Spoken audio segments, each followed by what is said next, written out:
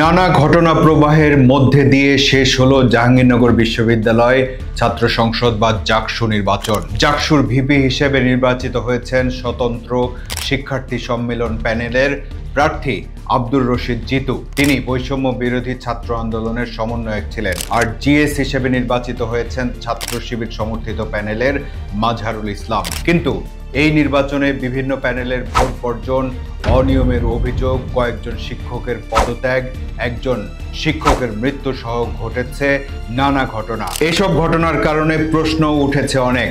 তাহলে কি এই জাকসু নির্বাচন একটা প্রশ্নবিদ্ধ নির্বাচন হিসেবে চিহ্নিত হয়ে থাকবে?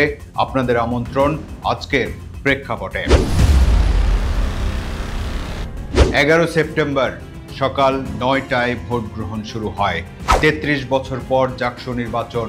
এই নির্বাচনে মোট ভোটার ছিল 11,743 জন। প্রাথমিকভাবে 25টি পদে 177 জন প্রার্থী প্রতিদ্বন্দ্বিতা করে। ভোট গ্রহণ শুরু হওয়ার পর জাতীয় কবি কাজী নজরুল ইসলাম হল সংসদ নির্বাচনে ব্যালট পেপারে ভুল ধরা পড়ে।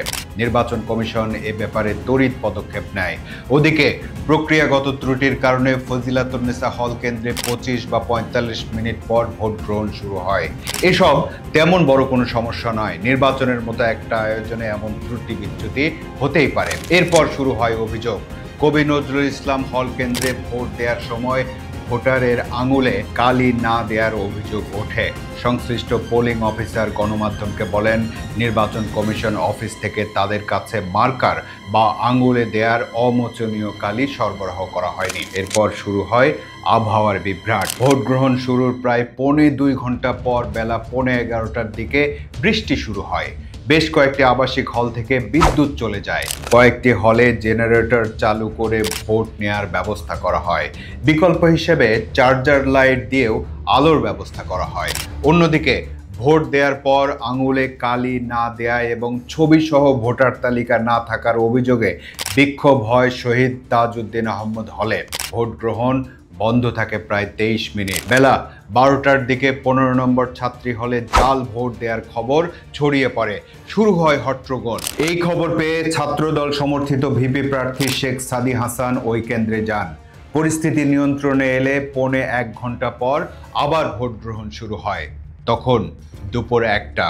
ভোট গ্রহণ শুরুর 4 ঘন্টা হয়ে গেছে।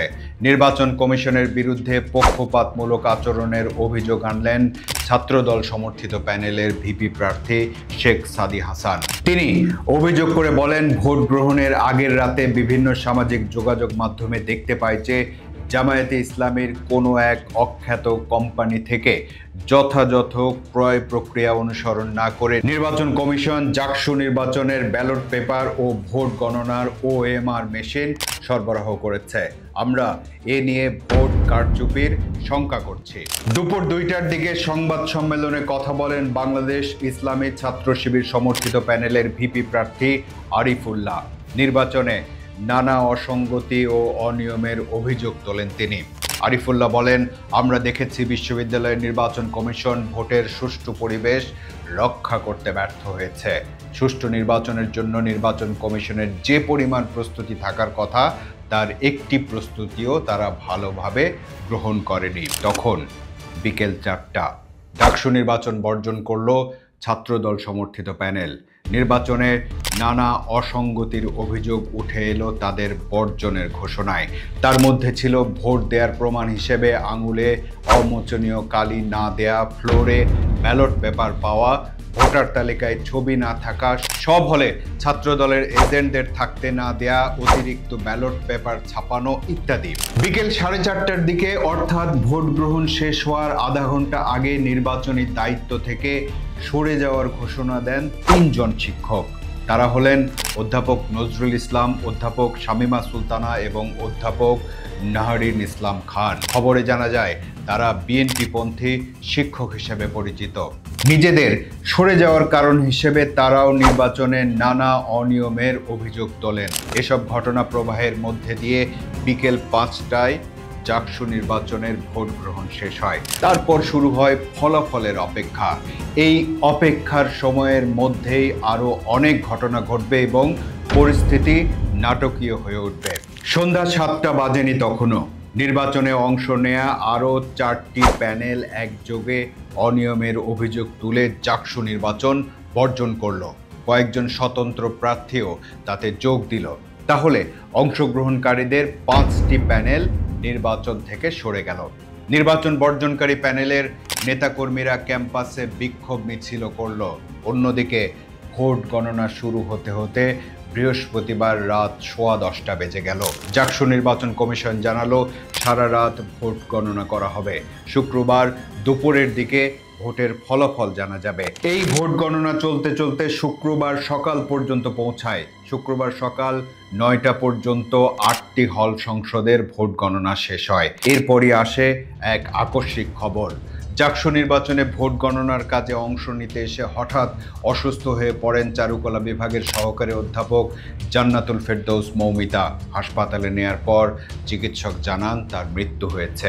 জান্নাতুল ফেরদৌস প্রীতিলতা হলে পোলিং অফিসার হিসেবে দায়িত্ব পালন করেছেন। একদিকে শোকের খবর, কান্না, অন্যদিকে ফলাফলের অপেক্ষা, মাঝখানে ভোট গণনা। নানাবিধ জটিলতার মধ্যে দিয়ে ভোট গণনা চলতে থাকে।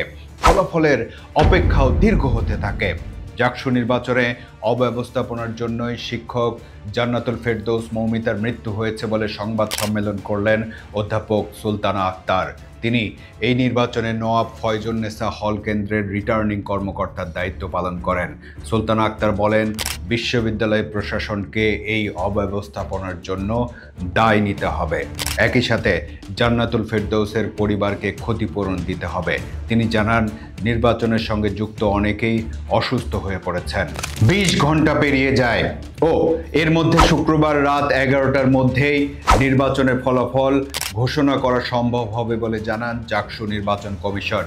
অপেক্ষার উত্তেজনা বিরক্তিতে পরিণত হতে শুরু করে। শুক্রবার সন্ধ্যা ছাত্র শিবির সমর্থিত প্যানেলের জিএস প্রার্থী মাজহারুল ইসলাম অভিযোগ করে বলেন যে জাকসু নির্বাচন বানচালের ষড়যন্ত্র চলছে। ইন্ধন দিচ্ছেন বিএনপিপন্থী 2 শিক্ষক। এরপর শুক্রবার সন্ধ্যা 7:30টার দিকে সংবাদ সম্মেলনে জাকসুর প্রধান নির্বাচন কমিশনার অধ্যাপক মনিরুজ্জামান বলেন, আজ রাতের মধ্যেই অর্থাৎ শুক্রবার রাতের মধ্যেই ফল ঘোষণা করা হবে। তার মানে রাত 11টায় কিন্তু আর হলো না, মাঝরাতে হতে পারে, শেষ রাতেও হতে পারে। শুক্রবার রাত 9:15 জাকসু নির্বাচন কমিশন থেকে পদত্যাগের ঘোষণা দিলেন কমিশনের সদস্য অধ্যাপক মাফরুহি সাত্তার। তার অভিযোগ, নির্বাচনের সময় আসা অভিযোগগুলো সমাধান না করে ভোট গণনা চালানো হয়েছে। নির্বাচনে সমান সুযোগ নিশ্চিত করা হয়নি, বিভিন্ন অনিয়ম ঘটেছে। এদিকে শুক্রবার সারা রাতেও ভোট গণনা শেষ হলো না। ভোট গণনা শনিবারে গড়ালো। শনিবার দুপুর 1টার মধ্যেই ভোট গণনা শেষ হবে বলে আশাবাদ ব্যক্ত করলেন নির্বাচন কমিশনের সদস্য অধ্যাপক লুৎফুল এলাহি। তারপর বেলা আরও গড়াতে লাগলো। ফলাফলের অপেক্ষা আরও তিক্ত হয়ে উঠল। 13 সেপ্টেম্বর শনিবার, সময় তখন দুপুর 2টা। পদত্যাগের ঘোষণা দিলেন জাকসু নির্বাচন কমিশনের আরেক সদস্য ডক্টর রেজওয়ানা করিম স্নিগ্ধা। পদত্যাগের কারণ হিসেবে তিনি বললেন, দুঃখজনক হলেও সত্য যে একটি ভীষণ রকমের দুর্বল প্রশাসনিক অব্যবস্থাপনা, অতিমাত্রার রাজনৈতিক সমীকরণ, এমনকি একজন শিক্ষকের অকাল প্রয়াণ যিনি কোনোভাবেই ভোট গণনার প্রক্রিয়ার সঙ্গে যুক্ত হওয়ার সুযোগই পাননি, তাকেও নির্বাচনের ভোট গণনার প্রক্রিয়ার সঙ্গে যুক্ত করার মিথ্যা অভিযোগ এবং অদৃশ্য চাপ আমাকে এই কমিশনের সদস্য হিসেবে কাজ করতে নৈতিকভাবে বাধাগ্রস্ত করছে। তারপর শনিবার বেলা 3টার দিকে যখন ভোট গণনা শেষ হলো, তখন কারো হিসেবে 40 ঘন্টা, কারো হিসেবে 45 ঘন্টা শেষ হয়ে গেছে। অবশেষে তৃতীয় দিনে বেলা 4টার পর জাকসু নির্বাচনের ফলাফল ঘোষণা করা হলো। কি দীর্ঘ, কি ক্লান্তিকর একটা ম্যারাথন নির্বাচন বলা যেতে পারে এবং অব্যবস্থাপনার একটা উজ্জ্বল উদাহরণ হয়ে থাকবে এই নির্বাচন। একদিকে অব্যবস্থাপনা, অন্যদিকে রাজনীতির নানামুখী সমীকরণ আর চাপ, একেবারে চ্যাপ্টা আর দিশেহারা অবস্থা। সবশেষ একটা প্রশ্ন আপনাদের উদ্দেশ্যে। প্রশ্নটা হলো, এই দেশে এমন কোনো নিরপেক্ষ মানুষ কি কখনো পাওয়া সম্ভব যার ব্যাপারে কেউ কোনো প্রশ্ন তুলবে না? যদি না পাওয়া যায়, তাহলে যত নির্বাচন হবে সবগুলোতেই কেউ না কেউ শেষ পর্যন্ত ষড়যন্ত্র তত্ত্ব নিয়েই হাজির হবে।